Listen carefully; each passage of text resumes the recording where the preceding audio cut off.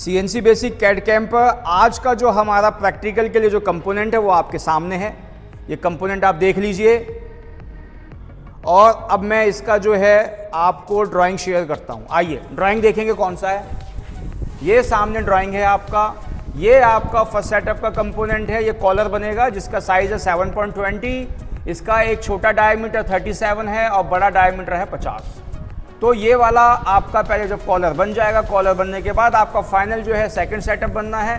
इसमें ये पूरा का पूरा स्टेप टर्निंग है और साथ में यहाँ पे थ्रेडिंग है, यहाँ चूड़ी कटेगी आपकी। तो ये पूरा का पूरा जो है अभी हम कंपोनेंट मशीन पे बनाते हैं। आइए शुरू करते हैं।